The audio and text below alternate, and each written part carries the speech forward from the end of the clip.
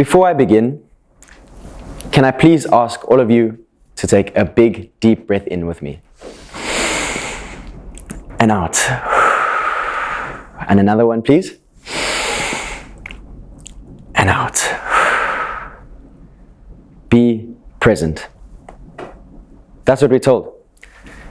It's the mantra on all meditation apps, what's whispered in every therapy room, and is echoed in your mom's favorite Instagram memes. Just keep calm and carry on. In an increasingly chaotic world, mindfulness is sold to us as salvation. The cure to burnout, the answer to anxiety, the fast track to inner peace.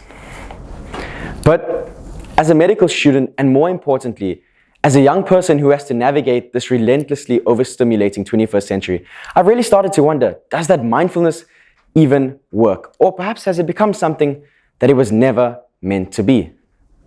Because here's the truth. Our minds are already too full. We're already too aware, too switched on, worrying about what we didn't do yesterday and what we're going to do tomorrow.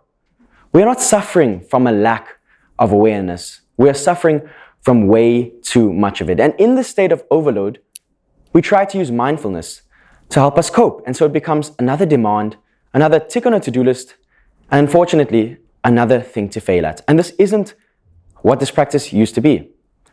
See, it's classically defined as the practice of maintaining a non-judgmental state of heightened or complete awareness of one's thoughts, emotions, or experiences on a moment-to-moment basis. And that sounds beautiful, poetic even. But as somebody who's so chronically surrounded by stress and who needed to apply this to my life, you really start to see the cracks. Because here's what I noticed. If even one part of that definition or equation becomes distorted or changed, so too much of one component and not enough of another, the practice actually becomes ineffective and maybe even harmful. Let's look at the first part, shall we? A non-judgmental state of heightened or complete awareness.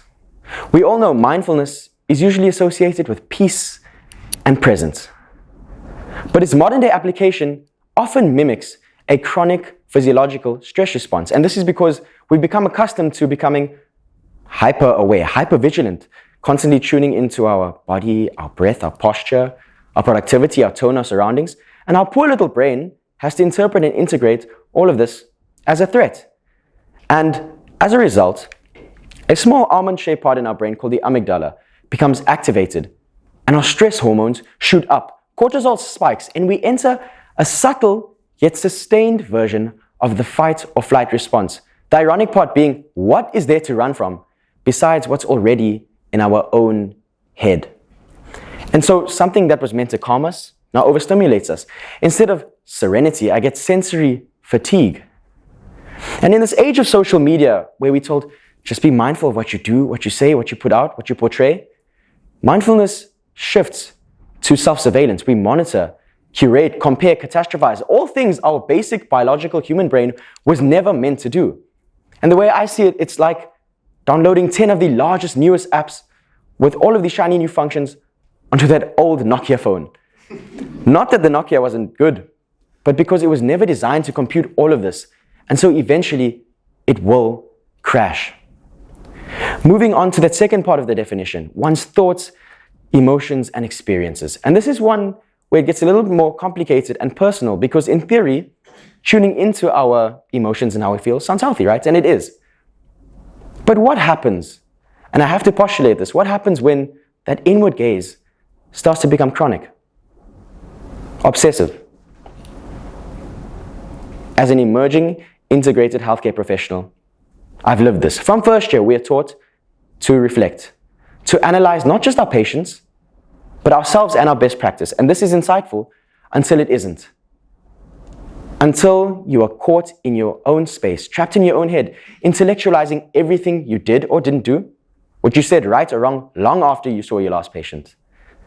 Until every emotion seems to require a solution. Until every wave of sadness or happiness gets dissected under the microscope of overprocessing. And you may be asking, this sounds like a very philosophical issue, but it's not. It's also a physiological one. And it's something we call cognitive entrapment.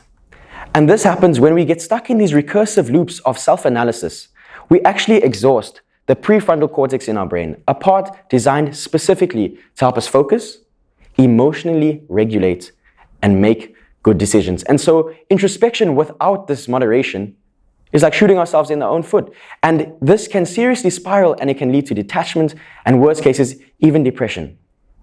And so I must remind you again, we started this to help ourselves. But why is it harming us? Lastly, the last part of the definition, on a moment-to-moment basis. And in our generation, I think this is what we genuinely struggle with and what we get wrong.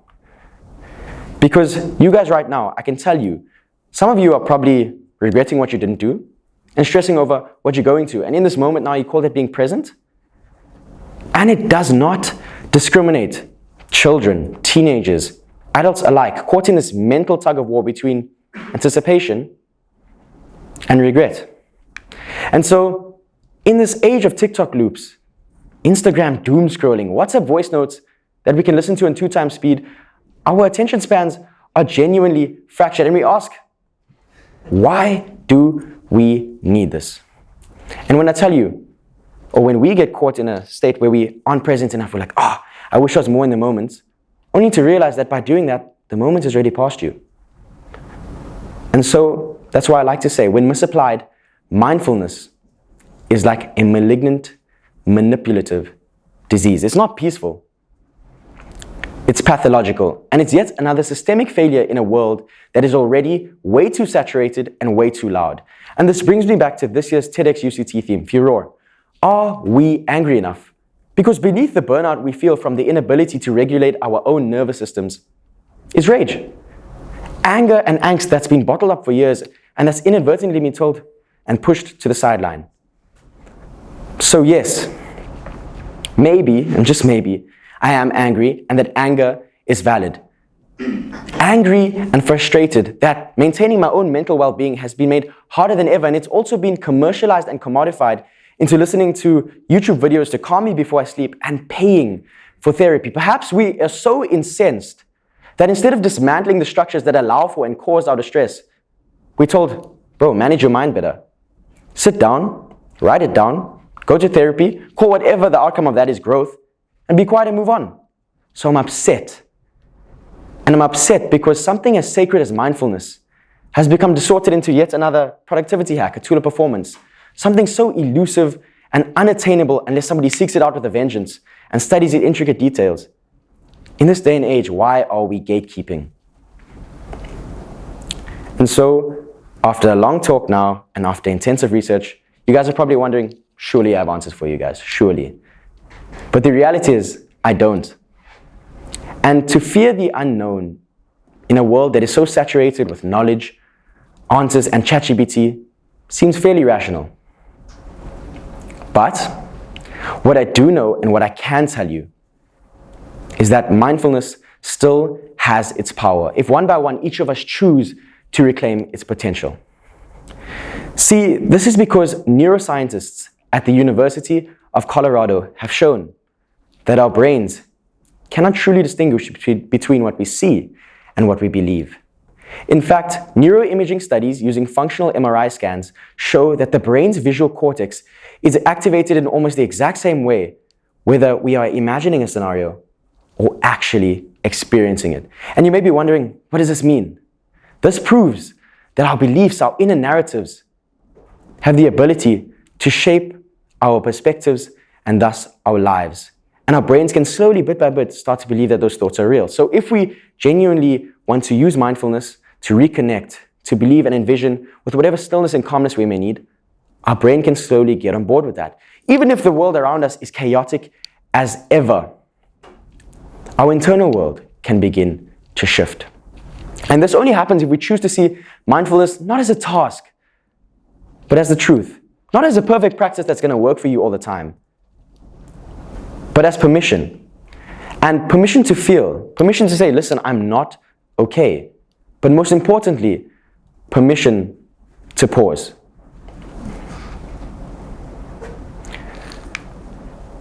There's a line in the sacred Hindu text, the Bhagavad Gita, which roughly translates to, the mind is the friend and the enemy of the self. And I believe that true mindfulness, the kind that can liberate us, teaches us to make peace with that duality. And so perhaps the most radical act of mindfulness in this age of full minds is not just to breathe. It's not just to meditate or journal or go to therapy, but to breathe and inhale all of those angry thoughts, all those feelings, to befriend the chaos, to hold that rage, but not as poison, rather potential to build rather than break.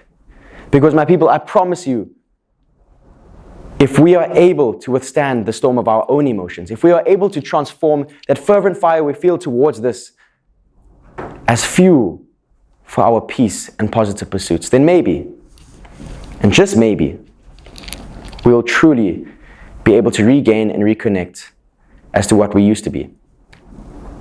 Unapologetically free, on a floating rock, in a random universe, in a point in space and time. Thank you.